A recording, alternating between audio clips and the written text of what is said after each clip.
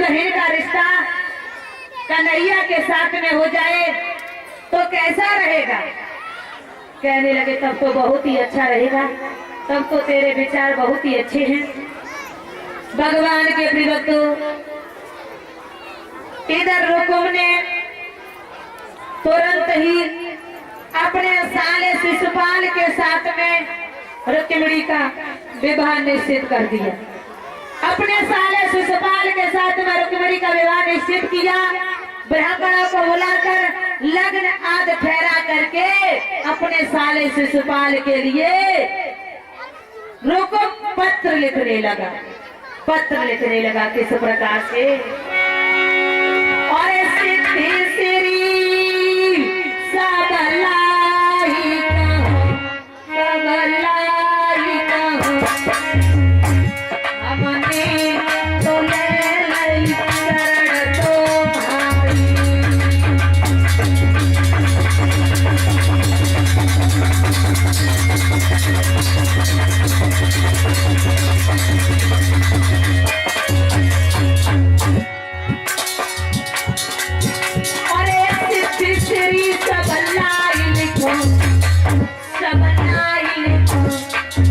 हमने तो ले शरण तुम्हारी।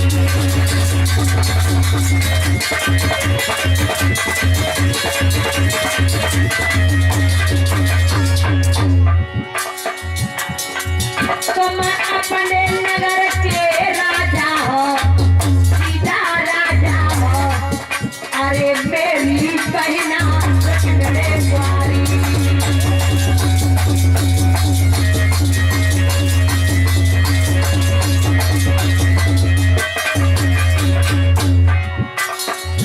अरे तेने तो कछु नहीं है, सीधा नहीं है, एक बहना में तेरा शरण तुम्हारी।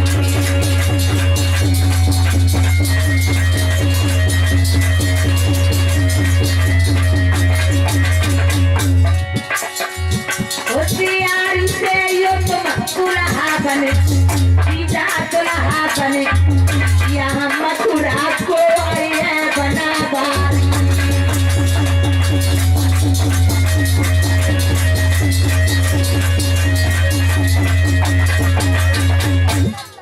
आज रुकुम ने तुरंत ही पत्र लिख दिया अपने साले शिशुपाल के लिए।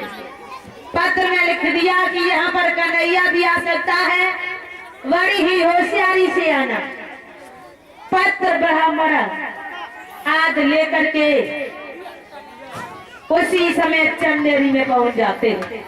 वो पत्र चंदेरी में पहुंचा, शिशुपाल को मिला तो सभी पत्र को शिशुपाल पत्र को देख करके बड़ा ही प्रसन्न हुआ। सभी से कहने लगा कि हमारे जीजा ने अपनी बहन का रिश्ता हमारे साथ में तय कर दिया।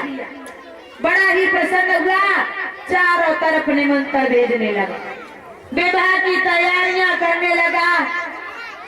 इधर सखियां आ गई, रुक्मिणी से कहने लगी अरे बहन अब तो तेरा पूजा पाठ ध्यान सब सफल हो गया। तेरे भैया ने बड़े ही प्रतापी राजा के साथ में विवाह निश्चित किया है, जो चंदेरी का राजा है। उसी समय रुक्मिणी कहने लगी क्या हमारा विवाह चंदेरी के राजा के साथ में होगा? तुमने ये मुझको कैसी खबर सुनाई? मैं मर जाऊंगी, उसकी दुल्हन कदाप नहीं बनूंगी। उसी समय आज वो सखियां वहां से चली जाती हैं। रुक्मिणी भगवान को याद करने लगी, भगवान को याद कर रही है। हे भगवान मेरी रक्षा करो, मैं तुम्हारे अलावा किसी और की दुल्हन नहीं बन सकती। बोली गोविंद भगवान की। और ये